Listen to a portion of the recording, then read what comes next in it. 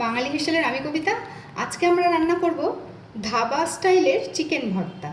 আমি এখানে চিকেনটাকে একদম মিহি করে চপ করে নিয়েছি। অনেকে কিন্তু বেশিরভাগ জায়গায় চিকেন সিদ্ধ করে তারপরে ছাড়িয়ে নেয়, আমি কিন্তু সেটা করছি না। যেখানে তাড়াতাড়ি হবে সেরকমভাবেই রান্নাটা করছি। নিয়েছি কিছুটা বড়, এখানে আমার 500 গ্রাম মতন চিকেন কিমা আছে।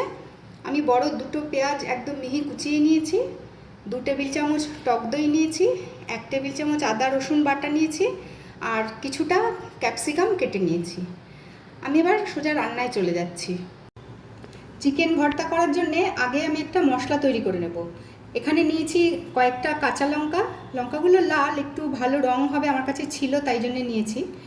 সাদা মরিচ, আমি কিন্তু এখানে কালো ব্ল্যাক পেপার নিইনি, গোলমরিচ নিইনি, সাদা মরিচ নিয়েছি।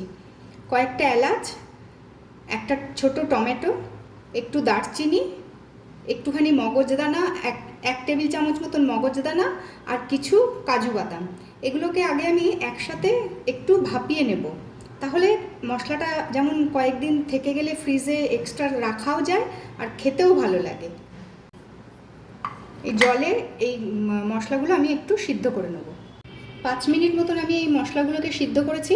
টমেটোটার খোসা কিন্তু আলগা হয়ে গেছে, এই খোসাটাকে এবার ফেলে দেবো এরকম করে।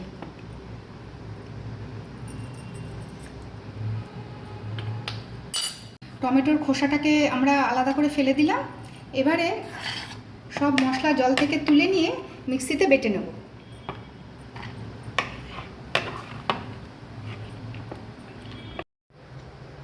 এখানে দিয়েছি 2 টেবিল চামচ মতন সাদা তেল, তেলটা ভালো গরম হয়ে গেছে। এবার পেঁয়াজটা দিয়ে দিচ্ছি।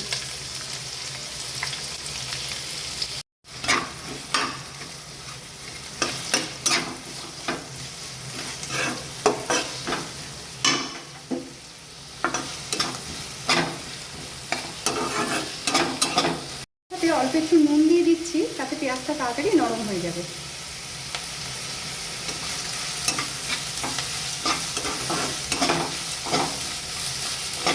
কিছুক্ষণ পেঁয়াজটা ভাজার পরে অল্প সোনালি রং যখন ধরছে, আঁচটা আমি সিমে দিয়ে ক্যাপসিকামটা দিয়ে দিলাম।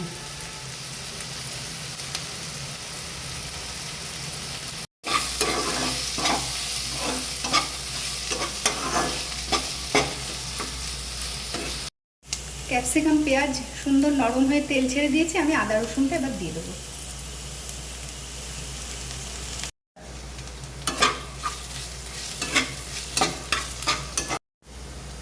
আদা রসুন দিয়েও 2-3 মিনিট ভাজা পরে সুন্দর তেল বেরোচ্ছে। এবার আমরা চিকেনটাকে দিয়ে দিচ্ছি।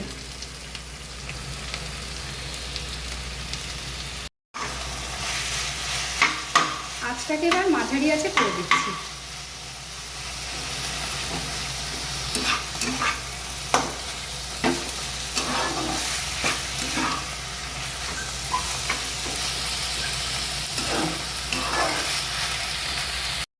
মাঝারি আছে চিকেন সব মশলার সাথে কিছুক্ষণ রান্না করার ফলে চিকেনের জলটা শুকিয়ে গেছে, সুন্দর তেল বেরিয়ে গেছে। এবার গ্যাসের ফ্লেমটা আমি আবারও সিমে করে দিয়ে সব মশলাগুলো দেবো। দিয়ে দিচ্ছি ফেটিয়ে রাখা টক দই,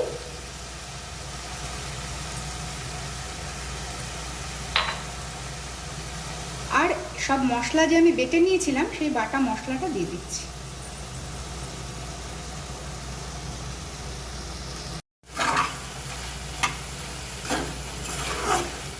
এই রান্নায় কিন্তু হলুদ দেব না, ভর্তা সবসময় একটু সাদা সাদাই দেখতে লাগে।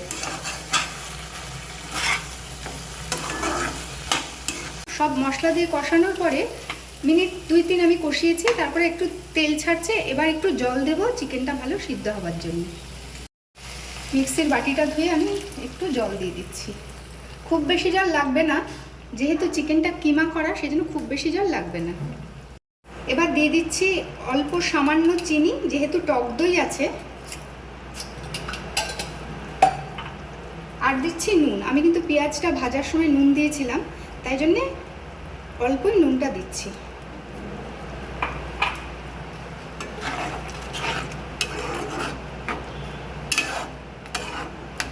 চিকেনটা পুরো সিদ্ধ হয়ে গেছে, সুন্দর স্মেল বেরিয়েছে।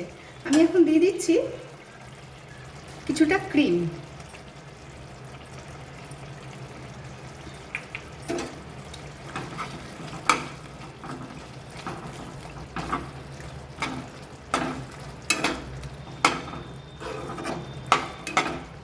ক্রিম দেওয়ার পরে ভালো করে ফুটে গেছে। এবার আমি সিদ্ধ ডিম স্লাইস করে রেখেছি, এগুলোকে দিয়ে দিচ্ছি। এগুলো দিয়ে কিন্তু আমি আর নাড়বো না, আমি গ্যাসের ফ্লেমটা অফ করে দিচ্ছি।